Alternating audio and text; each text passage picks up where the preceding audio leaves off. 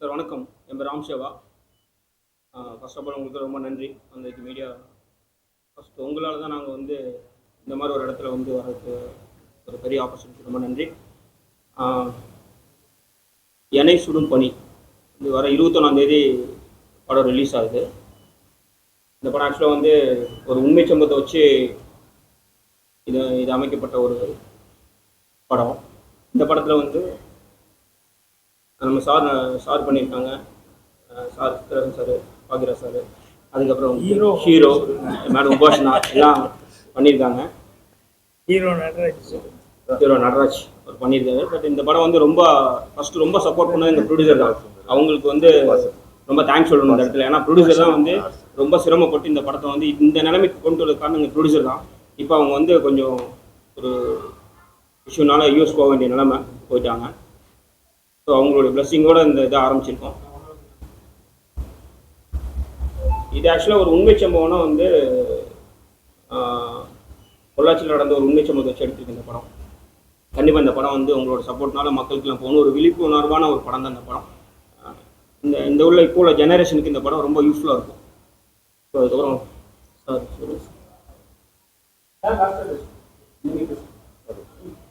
அனைத்து பத்திரிகை மற்றும் ஊடக நண்பர்கள் எல்லாத்துக்கும் என்னுடைய பணிவான காலை வணக்கம். எண்ணெய் சுடும் பனி இந்த படம் ராம் சேவா டைரக்ட் பண்ணியிருக்காரு. நடராஜ் தான் ஹீரோவாக ஒர்க் பண்ணியிருக்காரு. உபாசனா அவங்க ஹீரோயின் ஒர்க் பண்ணியிருக்காங்க. சித்ரா நாங்கள் தான் ஆக்ட் பண்ணிக்கிறோம். இதில் என்னன்னா ப்ரொடியூசர் ஃபாரின் ஹேமா சுந்தரராஜன் இவங்க அப்பா அம்மா அவங்க அங்கிருந்து பையனுக்காகவே இந்த படம் ரொம்ப சிரமப்பட்டு இந்த படத்தை செய்யணும்னு சொல்லி செஞ்சுருக்காங்க. இந்த படத்துக்காகவே இவர் இன்னும் கல்யாணம் வேற பண்ணாமல் உட்காந்துருக்காரு. ஏன்னா அவங்க அம்மா அதை ஒரு ஃபீலிங்காக பெற்றவங்களுக்கு இருக்கும் இல்லையா, அதை எங்கிட்ட சொல்லிட்டு இருந்தாங்க. பொண்ணு பார்க்க சொல்லியிருக்காங்க சார். நல்லபடியாக படம் முடித்து அவர் நினச்ச மாதிரி சினிமாவில் ஆக்ட் பண்ணதுக்கப்புறம் தான் அதுக்கப்புறம் லைஃப் அதை பற்றி யோசிக்கணும் அப்படின்னு சொல்லிட்டு இப்போ தான் சரி பொண்ணு பாருங்க அப்படின்னு சொல்லியிருக்காரு. படம் முடிஞ்சதுக்கப்புறம் அவங்களுக்கு படம் ஆரம்பித்த நாள்லேருந்தே நிறைய சோதனைகள். அவங்க ஹெமான் அவங்க அம்மாவுக்கு உடம்பு நல்லா இருந்தது. அவங்க திடீர்னு அவங்களுக்கு உடம்பு சரியில்லாம் போயிடுச்சு. இப்போ என்கிட்ட லாஸ்ட் டைம் இந்த இதில் எல்லாம் பப்ளிசிட்டி கொடுக்கறதுக்காக எங்கிட்ட பேசிகிட்டு இருந்தாங்க. அதுக்கப்புறம் பார்த்தா திடீர்னு ஃபாதருக்கு மறுபடியும் உடம்பு சரியில்லைன்னு சொல்லி இப்போ மறுபடியும் அவங்க மறுபடியும் யூஎஸ்க்கு அவசரமாக பரப்பு போயிட்டாங்க. ஸோ நீங்கள் பார்த்து எல்லாருமா சேர்ந்து பார்த்து நல்லபடியாக பண்ணி கொடுங்க அப்படின்னாங்க. ப்ரெஸ்ஸு மீட்டில் அவங்க கண்டிப்பாக அவசியம் கலந்துட்டு பேசணும்னு நினச்சிக்கிட்டு இருந்தாங்க. அவங்களால கலந்துக்க முடியாமல் போனது ரொம்ப கொஞ்சம் கஷ்டமாக இருக்குது. அதனால் நடராஜ் ரொம்ப சிரமப்பட்டு இந்த படத்தில் எப்படியாவது நல்ல பேர் வாங்கணும் அப்படின்னு சொல்லி நடிகர் ஆகணும்னு சொல்லி ரொம்ப முயற்சி பண்ணி எல்லாம் பண்ணிட்டு இருக்காங்க. அதுக்கு நாங்கள்லாம் கூட இருந்து எங்களால் முடிஞ்ச சப்போர்ட்டு நாங்கள் ஆக்டிங்கில் கொடுத்துருக்கோம். ராம் சேவா சொன்ன மாதிரி இது ஒரு உண்மை கதையை பேஸ் பண்ணி உண்மையாக நடந்த இன்சிடெண்ட்டை பேஸ் பண்ணி இந்த கதையை பண்ணியிருக்காரு. அவரும் அவர் எல்லாமே ஆர்டிஸ்டாக வேணும் அப்படின்னு சொல்லிட்டு கொஞ்சம் நிறைய பேர் எல்லாத்தையுமே நடிக்க வச்சுருக்காரு. ஸோ படம் நல்லபடியாக வந்திருக்கு. படத்துக்கு நடராஜுக்கும் உங்களுடைய நல்ல சப்போர்ட்டை கொடுக்கணும் அப்படின்னு சொல்லி கேட்டுக்கிறேன். ஏன்னா அவங்க ஃபாரின்லேருந்து இங்கே ஒரு தமிழ் படம் எடுக்கணும்னு சொல்லி இவ்வளோ தூரம் அவங்க ஃபைனான்ஸு எல்லாமே சொந்த கை காசை போட்டு தான் அந்த படத்தை பண்ணியிருக்காங்க. ஸோ பையனுடைய எதிர்காலத்துக்காக பண்ணியிருக்காங்க. ஸோ படத்தை பார்த்து நல்லபடியாக நீங்கள் ப்ரமோட் பண்ணுற அளவுக்கு என்ன செய்யணுமோ அது செஞ்சீங்கன்னா ரொம்ப சந்தோஷமாக இருக்கும். நானும் நடித்ததுனால அவங்க பாவம் எவ்வளோ சிரமப்படுறாங்க அப்படிங்கிறதுக்காக தான் நானும் ஓன்லி எல்லாத்துலேயுமே அன்றைக்கி இன்ஸ்டா இதில் போடணும் அப்படின்னாங்க. இது எல்லாமே அன்றைக்கி ஓப்பன் பண்ணி விட்டோம். ஸோ ரொம்ப மகிழ்ச்சி. படம் நல்லபடியாக இருக்குது. அதே மாதிரி அவங்க அப்பா உடம்பு நலம் தேடி வரணும். அவங்க அம்மாவும் அவங்களும் மறுபடியும் படம் ரிலீஸ்க்கு எப்படியாவது வந்துடணும் அப்படின்னு சொல்லி ஆண்டவனை பிரார்த்தனை பண்ணிக்கிறேன். இவருடைய மேலான வாழ்த்துக்களை கொடுக்குறோம். நான் வந்து இப்போ டப்பிங்கில் இருந்தேன். எனக்கு நேரத்துலேயே வந்து ஆரம்பிச்சுக்குவாங்கன்னு நினச்சிருந்தேன். அதனால் இப்போ டப்பிங் விட்டு போட்டு நடிக்காந்துருக்கேன். ரொம்ப தேங்க்ஸ் சார். மறுபடியும் ஒரு டப்பிங் போகணும். வேணும் பத்திரிகை எல்லாத்தையும் மறுபடியும் நான் சந்திக்கிறேன். ஓகே, நன்றி, வணக்கம். உபாசனா எல்லாம் நல்லா நடிச்சிருக்காங்க. உபாசனா அதனால் இன்னும் நான் சொல்கிறத விட பத்திரிக்கையாளங்க வந்து படம் பார்த்துட்டு அவங்க வந்து அவங்களுக்கு சப்போர்ட் கொடுக்குறது தான் ரொம்ப முக்கியம். கண்டிப்பாக நம்ம சொன்ன மாதிரி நம்ம வெளியூர்லேருந்து வந்து இருக்கிறவங்களுக்கு வந்து வந்தவரை வாழைக்கின்ற எல்லாத்தையும் ஒரே செகண்ட் சார் ஒரே செகண்ட் சாரோட பேச்சு சார் இங்கே இருக்கு. ஒரே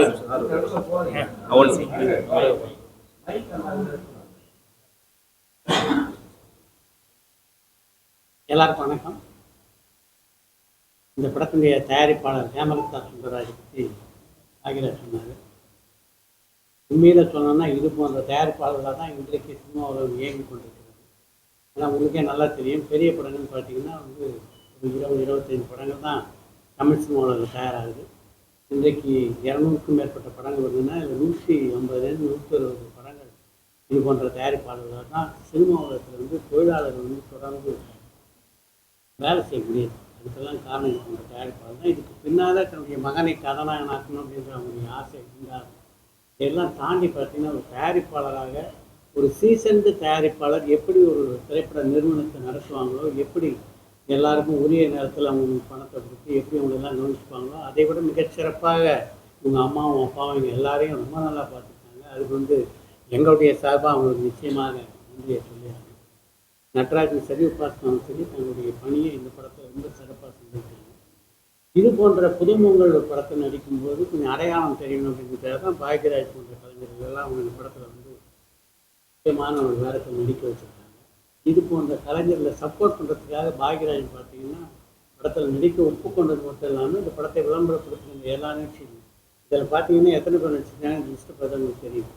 இதில் எத்தனை பேர் இங்கே கலந்துட்டுருக்கோன்னு நமக்கு தெரியும். இதில் இருக்கிற லிஸ்ட்டில் இருக்கிற ஆட்களை விட இவர் எவ்வளோ முக்கியமானவர் அப்படின்றது எல்லோரும் அறிந்த விஷயம். இவங்கள பல பேர் இன்றைக்கி வரல, ஆனால் பாக்யராஜ் இங்கே வந்திருக்காருன்னா அதுக்கு முக்கியமான காரணம் இது. இங்கேருந்து அமெரிக்காவிலேருந்து வந்து ஒரு திரைப்படத்தை எடுக்கணும்னு ஆர்வத்தோடு வந்திருக்காங்க. அவங்களுக்கு நம்மளால் முடிஞ்ச ஒரு சப்போர்ட்டை கொடுக்கணும் அப்படின்ற ஒரு நல்ல குணம் தான். ஏன்னா பாக்யராஜ் வந்து சினிமா உலகத்தில் எப்படிப்பட்ட இடத்துலேருந்து வந்தார் அப்படின்னு தெரியும். சினிமா உலகத்தினுடைய ஆரம்ப நிலையிலேருந்து இன்றைக்கு ஒரு உயர்ந்த நிலையை அடைந்திருக்கின்ற ஒரு கலைஞர் தான் பாக்யராஜ். அதனால தான் இப்படி வந்து அந்த நிதி உணர்ச்சி அவரால் வந்து வெளிக்காட்ட முடியுது அப்படின்னு. யார் சினிமாவில் போனாலும் நாங்கள் முழுசாக சப்போர்ட் பண்ணணும் அப்படின்னு. ராம் சேவா பொறுத்த வரைக்கும் என்னென்னா அவருடைய எல்லா படங்களையும் நான் நடிச்சிருக்கேன். நல்ல ஒரு வேகமாக செயல்படக்கூடிய ஒரு இளைஞர் இயக்குனர். இது போன்ற இயக்குநருக்கெல்லாம் என்னுடைய ஒரே ஒரு அறிவுரை தான், அதை நான் இங்கே பதிவு செய்யணும்னு நினைக்கிறேன். இன்றைக்கு சினிமாவில் இருக்கிற சூழ்நிலையில் மிக முக்கியமானது கதை. எல்லாருமே நல்ல கதைகள் எழுதுகிற ஆற்றல் படைத்தவர்கள். எவ்வளோ கதைகள் வந்து இன்னைக்கு கதாசிரியர் எழுதியிருக்காங்க, பல இலக்கிய கர்த்தாக்கள் எழுதியிருக்காங்க. அதனால் கூடுமான வரைக்கும் திரைப்படங்கள் உருவாக்கும் போது அந்த கான்ட்ரிபியூஷன் எடுத்துக்கணும். நம்ம கதை எழுதுறதுனா இப்போ நானும் வந்து பல படங்களை கதை வசனம் எழுதி தயார் பண்ணோன்னா இது ஒருத்தர் கதை கிடைக்கும்போது அவருடைய கான்ட்ரிபியூஷன் படத்தில் அமையுது. அதுக்கு திரைக்கதை அமைக்கிறதுக்கு இன்னொரு தேர்ந்த ஒரு கதாசிரியர் கூப்பிடுது. சினிமாவில் எத்தனையோ பேர் இருக்காங்க அனுபவம். அந்த ஆளை கூப்பிடும்போது இவங்க எல்லாருடைய கூட்டு முயற்சியில் ஒரு படம் உருவாகும் போது அது இன்னும் கொஞ்சம் மிகச்சிறப்பான இடத்தை அடைவதற்கு வாய்ப்பு இருக்குது. அதனால் ஒரு நல்ல கதாசிரியர், ஒரு நல்ல ஒளிப்பதிவாளர் தான் சினிமாவில் ரொம்ப முக்கியமான விஷயம். இந்த ரெண்டையும் தேர்ந்தெடுத்து இந்த இளைஞர்கள் வந்து தங்களுடைய படங்களை பயன்படுத்தணும் அப்படின்ற என்னுடைய இந்த ஆசையை வேண்டுகோளாக அவருக்கு வைக்கிறேன். இந்த படத்தை பொறுத்த வரைக்கும் இந்த எந்த ஒரு திரைப்படமும் உங்களை போன்ற பத்திரிகையாளருடைய முழு ஆதரவு இல்லாமல் மிகப்பெரிய வெற்றி அடைவது கடினம்.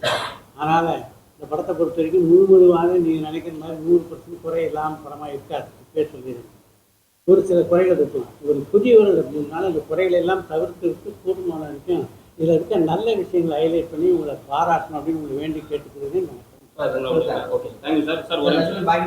ஒரு என்னதான் இவ்வளோ நடிகர் நடிச்சிருந்தாலும் தேட்டர் இவங்களுக்குலாம் கிடைக்க மாட்டேது. அதை பற்றி எதுவும் சொல்ல மாட்டேன். என்னதான் இப்போ நடிகர் நடிச்சாலும் பெருமையான பாக்யராஜ் சார், லட்சுமி சார் நடிச்சா கூட தேட்டர்லாம் கிடைக்க மாட்டேது. திரையரங்கெல்லாம் கொடுக்க மாட்டாங்க. அதை பற்றி என்ன நினைக்கிறீங்க? ஒன்றும் இல்லை, நீங்கள் மட்டும்தான் பிஸியாக இருந்துட்டு இருக்கிறீங்க. உங்களுடைய டைம் தான் கிடைக்கவே மாட்டேங்குது. இப்போ 17 19 வந்து நாங்க busy ல சார். இல்லைங்க. நீங்க வந்து busy ஆக்கிடுறீங்க. நீங்க பிஸியா இருக்கிறது ரொம்ப சந்தோஷமா இருக்கு. ஆனா என்னன்னா நீங்க இவ்வளவெல்லாம் பிஸியா இருக்கிற அளவுக்கு படங்களும் வந்து ஓடணும் இல்லையா? அதுக்கு வந்து என்னன்னா தேட்டர் தட்டுப்பாடுங்கிறாங்க, வியாபாரம் தட்டுப்பாடுங்கிறாங்க, அப்புறம் வந்து கோடிகளை மட்டும்தான் அதை நம்பிட்டு படம் எடுக்கிறாங்க. இதெல்லாம் என்னன்னு சொன்னோம்னா இன்னைக்கு காலையில் கூட ஹெட்லைன் ஏதோ ஒரு பத்திரிகை வீக்லி மேக்சின் சினிமா வந்து எவ்வளவு கீழே போயிட்டு இருக்குது ஹெட்லைன் போட்டுருக்காங்க. ஒரு 3-4 படத்தை தவிர்த்து வேற எந்த படமும் ஓடலை தன்னால் எடுத்ததில்லை அப்படின்னு சொல்லிட்டு. அதனால தேட்டர்கள் இதெல்லாம் வந்து எல்லாம் சங்கங்கள் தான் 3-4 சங்கமாக ஆயிட்டு இருக்கு. ஒவ்வொன்றும் இந்த சங்கம் 2 சங்கம், அந்த சங்கம் 2 சங்கம் அப்படின்னு சொல்லி ஆயிட்டு இருக்க ஒழிய சினிமா எடுக்கிறதுக்கு முதல்ல கொஞ்ச நாளைக்கு முன்னால் கூட ஓடிடி அப்படின்னு சொன்னோடனே அது ஏதோ ஹார்ட் கேக் மாதிரி எல்லாரும் நினச்சிக்கிட்டு சந்தோஷப்பட்டுக்கிட்டு இருந்தாங்க. இப்போ கடைசியில் பார்த்தா ஓடிடி வந்து தேட்டரில் நீங்கள் போட்டு வாங்க அப்புறம் பார்த்துக்கலாம் அப்படின்ட்டாங்க போலுக்கு. அதனால் இப்போ அதுவும் பிரச்சனையாக பார்த்துட்டு இருக்காங்க. அதனால் இந்த சினிமாக்களில் பொதுவாகவே சினிமாக்கே சோதனையாக தான் இருக்குது. இதுக்கு நடுவில் என்னென்னா நல்ல படங்கள் எடுத்தால் நீங்களும் நல்லா எழுத முடியும். ஸோ படங்கள் நல்லா எடுக்காமல் வந்து நீங்கள் அதை பண்ணுங்கள் இதை பண்ணுங்கள் அப்படின்னு சொல்லி கேட்டுக்கிறதுல பிரயோஜனம் இல்லை. அப்புறம் அதே மாதிரி படங்கள் எடுக்கிறதுக்கு இப்போ சித்ரா சொன்னார்ல, கதை ஒன்றும் இல்லாமல் வந்து என்ன காசு போட்டு பண்ணாலும் அது வந்து அதனால் எந்த விதமான யூஸும் வந்து போகிறதில்ல. ஸோ எல்லாருமே ஒரு காலத்தில் வந்து புதுமுகங்கள் இப்போ வந்து முதல்ல யார் நடிச்சிருக்கான்னு சொல்லி கேட்டு தான் பேச ஆரம்பிக்கிறாங்க. எல்லாரும் முதல் நடிக்கும்போது மட்டும் எப்படி இருந்தாங்க? எல்லாருமே எல்லாம் தெரிஞ்சவங்களாக இருந்தாங்க. அதனால் புதுமுகங்களுக்கு வந்து இது இந்த மாதிரி ப்ரொடியூசர் எங்கள் வெளியூர்லேருந்து வந்து இங்கே நம்மளை நம்பி தமிழகத்தில் வந்து படம் இருக்கான்னா அதுக்கு மற்றவங்க எல்லாருடைய சப்போர்ட்டும் நல்லா இருக்கும். ஆனால் நீங்கள் சொல்கிற தேட்டர் ப்ராப்ளம் எல்லாம் சங்கத்தில் கேட்க வேண்டிய கேள்வி என்ன கேட்டீங்க? இங்க வந்து ஒரு படம் ரிலீஸ் ஆகிறதுக்கு வர படம் எல்லாத்தையும் ஸ்டாப் பண்ணி வச்சிருந்தாங்க. ஒரு வாரம் முன்னாடி உங்களுக்கே தெரியும். பெரிய நிறுவனம் இப்ப ஆட்சியாளர் இல்லை சார், சில நேரங்களில் சில பேர் அதே சினிமா துறையில பெரிய ஜாமானா இருக்கு. நீங்க எல்லாம் கேட்க மாட்டீங்க. ஏன் அது சங்கம் நிறைய இருக்குன்றீங்களா? இல்லை சார், சங்கம் தான் கேட்கணும் சார். இது வந்து தனிப்பட்ட ஆளு சித்ராவோ நானா போய் தனியாக பேசணும். நாங்கள் மேடை கிடைச்சா இப்படி பேசுவாங்க, கஷ்டமா இருக்குதுன்னு தான் பேச முடியும். இது வந்து அந்த தீர்வுக்கு வந்து அந்த சங்கம் வச்சிருக்காங்கல்ல, அவங்க தான் போய் அதுக்கான முயற்சி பண்ணணும். பாடி ரெப்ரசன்ட் கவர்மெண்ட் வந்து அது அக்கறை எடுத்து அவங்களும் பண்ணணும். அது விட்டு போட்டு தேட்டர் இல்லாம என்ன ரொம்ப நாள். கேரளா வந்து கவர்மெண்ட் இதே சினிமா நஷ்டம் ஆகுதுன்னா ஓடிடி ஆரம்பிச்சிருக்காங்க. இங்கே தமிழ்நாட்டுல ஏன் சினிமாவை கண்டுக்கவே மாட்டாங்க? கலைஞர் இருந்தாரு, ஜெயலலிதா இருந்தாங்க. அவங்க சினிமா துறையில் வந்ததுனால அவங்க இதை பார்த்துட்டு இருந்தாங்க. என்ன நஷ்டம் இப்போ இருக்க ஆட்சியாளருக்கு அதை பத்தி தெரியுமா தெரியாதான்னு தான் கேட்போம். ஏன் நீங்களா போய் சொல்லக்கூடாதா? இப்ப இருக்கிற ஆட்சியாளர் சினிமா துறை மேல கவனம் செலுத்து அப்படின்னு சொல்ல முடியாதுங்க. ஒரு மிகப்பெரிய திரைப்படம் அவங்களும் சினிமால இருந்து வந்தவங்க, துணை முதல்வர் சினிமா நடிச்சுட்டு இன்றைய முதலமைச்சர் பெரிய படம் வரும்போது அவங்க தான் வாங்கிக்கிறாங்க. மீதி எல்லாத்தையும் அப்படியே கீழே தள்ளிடுறாங்கன்னு குற்றச்சாட்டு வருது. நீங்க சொல்ற மாதிரி துணை முதல்வர் சொன்னீங்களே, அவங்க ஒரு கம்பெனி வச்சிருக்காங்க. ஒரு படம் ரிலீஸ் ஆகுது விடாமுயற்சி, மீதி எல்லா படத்தையும் லாக் பண்ணி வச்சிருக்காங்க. அப்போ மக்கள் எந்த தேட்டருக்கு போவாங்க? எந்த தேட்டருக்கு போனாலும் அதெல்லாம் பார்ப்பாங்க. சின்ன படங்களை போய் பார்க்க முடியாதுல்ல. அவங்கள விட்டுருங்க, அவங்க இல்ல வேற யாராவது வேற ஒரு புது விநியோகஸ்தராக இருந்தாலும் அஜித் படம் வருது, ராம் சேவா படம் வருது, திரையரங்காரங்க யாருக்கு தேட்டர் கொடுப்பாங்க எனக்கு சொல்லுங்க சார். எம்ஜிஆர் படமும் வருது, சிவாஜி படமும் வரும்போது அங்க ஜெமினி படமும் வரும்ல. அந்த மாதிரி விட்டு பாருங்க சொல்ல வரும். நீங்க எல்லாம் போய் கேட்கலாம்.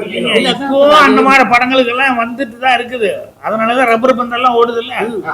பின்னெல்லாம் அதெல்லாம் கலெக்ஷன் பண்ணிட்டு அவன் வந்து ரங்கநாதனும் அந்த காம்பினேஷன் டைரக்டர் யார் இந்த படம் பண்ணிக்க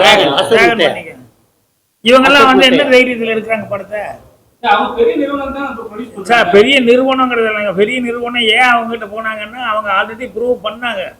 அதனாலதான் பெரிய நிறுவனம் அந்த மாதிரி ஆளுகளை வந்து அதை விட்டுருங்க. திறமையான ஆளுகளை என்ன டிராகன் படத்துக்கு கூட்டம் வந்தது காரணம் பெரிய நிறுவனம் தயாரிப்புன்றதுனாலயா அந்த படத்துக்கு கதாநாயகனாலயா? அதெல்லாம் கிடையாது. கதாநாயகனாலதான் அந்த பிரதீப் ரங்கநாதனுடைய முந்தைய படம் மிகப்பெரிய வெற்றி அப்படின்றனால அந்த படத்தை ஏஜிஎஸ் இல்ல நீங்க தயாரிச்சிருந்தாலும் இந்த அளவுக்கு எல்லா தேட்டர்லயும் எதிர்பார்ப்பு இருந்ததுங்க. முதல்ல ஆல்ரெடி ப்ரூவ் ஆனதுனால எதிர்பார்ப்பு இருந்தது. அவ்வளவுதான் விஷயமே தவிர தயாரிப்பு நிறுவனம் காரணம். பிரதீப் ரங்கநாதன் யாருங்க? புதுசும் இல்லாம முதல்ல எப்படி ப்ரூவ் பண்ணாரு? ஒரே படம் தானுங்க.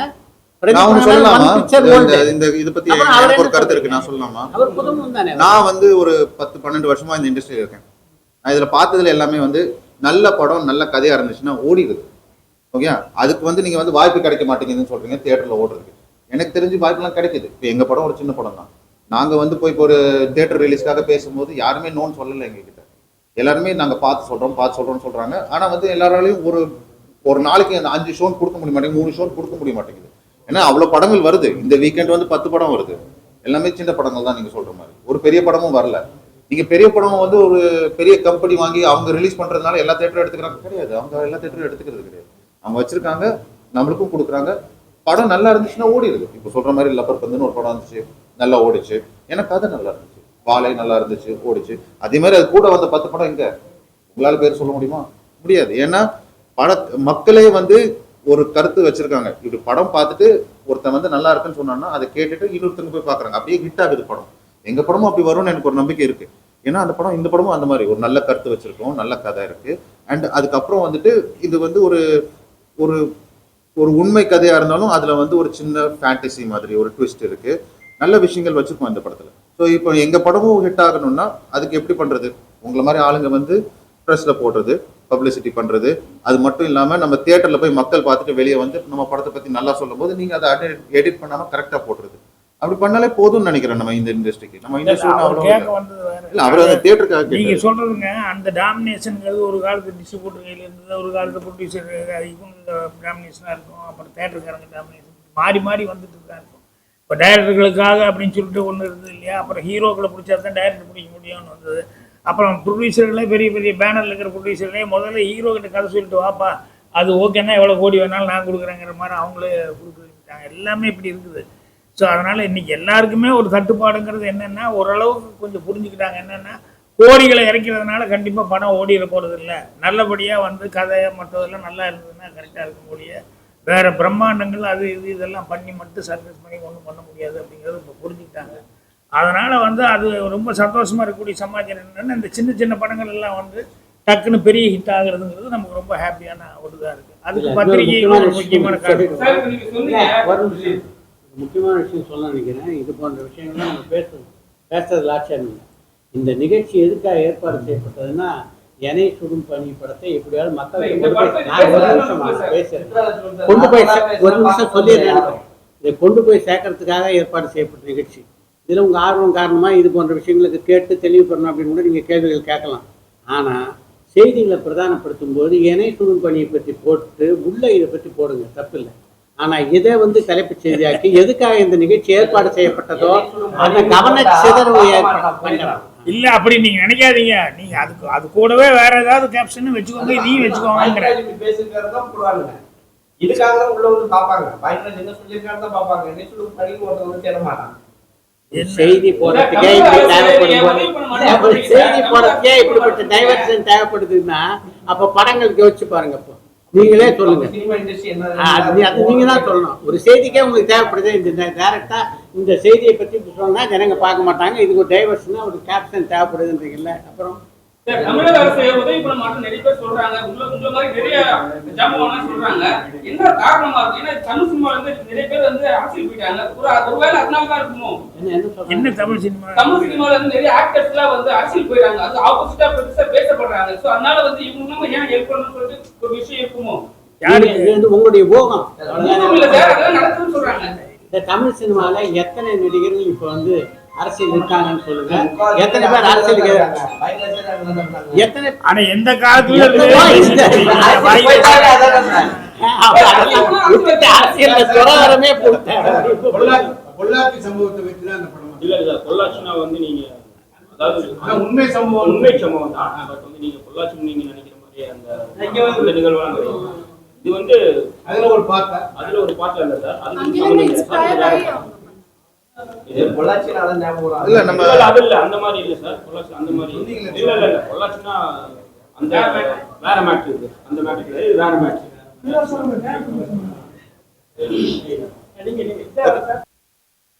ஹாய், என் பேர் நட்ராஜ் சுந்தராஜ். இந்த படத்துல ஹீரோவா நடிச்சிருக்கேன், ராம் சேவா டைரக்ஷன்ல. அதுக்கப்புறம் வந்துட்டு இந்த படத்துல என் கேரக்டர் பேர் வெற்றி, ஒரு அஸ்பைரிங் ஐபிஎஸ் ஆஃபீஸர். ஆனா வந்து ஐபிஎஸ்க்கு படிச்சுட்டு இருக்கும் போதே ஜாலியா வாழ்க்கை என்ஜாய் பண்ணணும்னு நினைக்கிற ஒரு கேரக்டர்.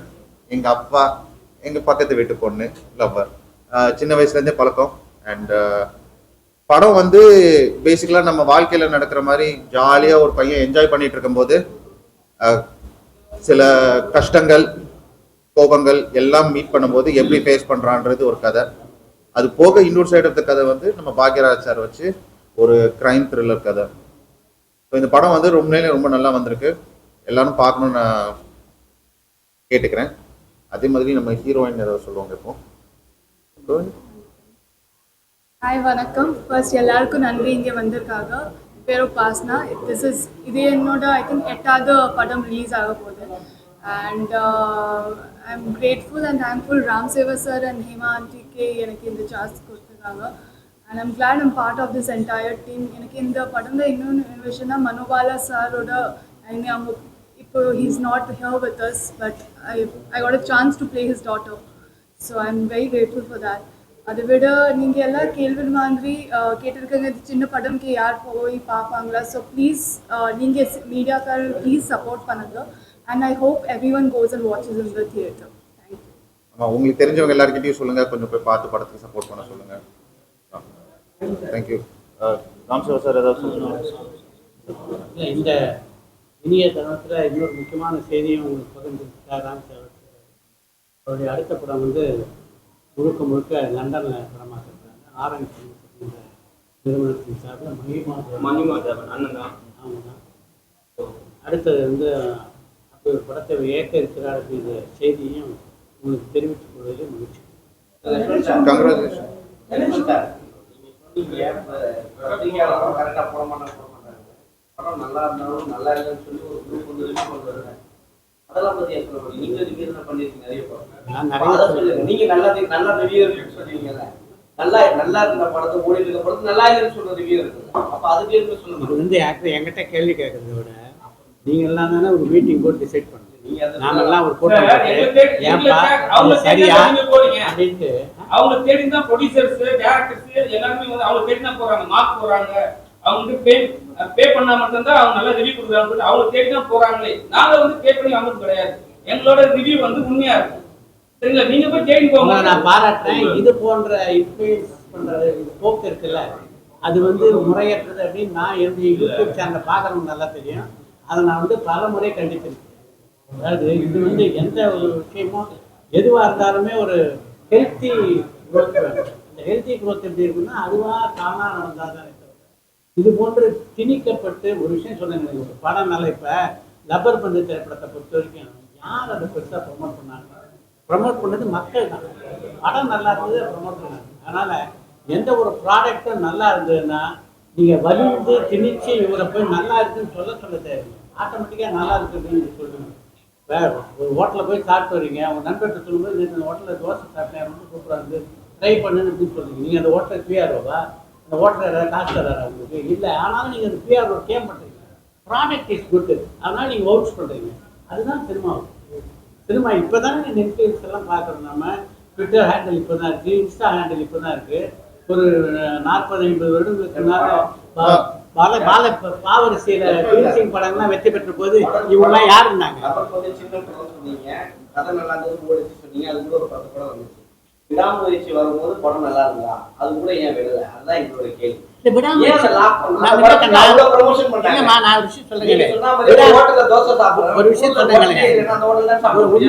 பெரிய நடிகருடைய படங்கள் வரும்போது அந்த படம் நல்லா இருக்கா இல்லையான்ற 2வது விஷயம். எல்லாருடைய பார்வையும் அந்த படத்தை நோக்கி தான். நீங்களே கூட ஒரு 8 படம் வருது, கூட விடாமுயற்சி வருது. ஒரு திரைப்படத்தை பார்க்கணும்னு நீங்க எந்த படத்தை முதல்ல சூஸ் பண்ணுவீங்க? அப்படி இருக்கும்போது அந்த படத்தை தான் ஜனங்க சூஸ் பண்ணுவாங்க போது நாம அதை போய் சிக்கிக்க கூடாதுன்னு தானே. டிராஃபிக் ஜாம் இருக்குன்னு தெரியுது, இருந்தும் டிராஃபிக் ஜாம்ல கார் ஓட்டுவானா புத்திசாலித்தனமா ஒரு நாள் தள்ளி போகலாம் நினைப்பா தான் நீங்க பண்ணுவீங்க. இந்த படம் நாங்க வந்து நீங்க விளையாட மாட்டீங்களா? அந்த போக்கு தான் இந்த படத்துக்கு இது எல்லா இடத்துக்கும் நடக்கும். இந்த படத்துக்கு நாங்க டேட் ஃபிக்ஸ் பண்ணும்போது ஃபர்ஸ்ட் விடாமுயற்சி ஜனவரி 10ன்னு போட்டிருந்தாங்க. விஷயத்துல இருந்து எப்படியாவது இணைய குடும்பம் நீங்க திருப்பி ட்ரை பண்றாரு, திருப்பி கொண்டு போய் அங்கேயே நிப்பாட்டிடுவோம் சார். அப்படியே இல்ல நாங்க வந்து சிம்பிளா சொல்லட்டும்.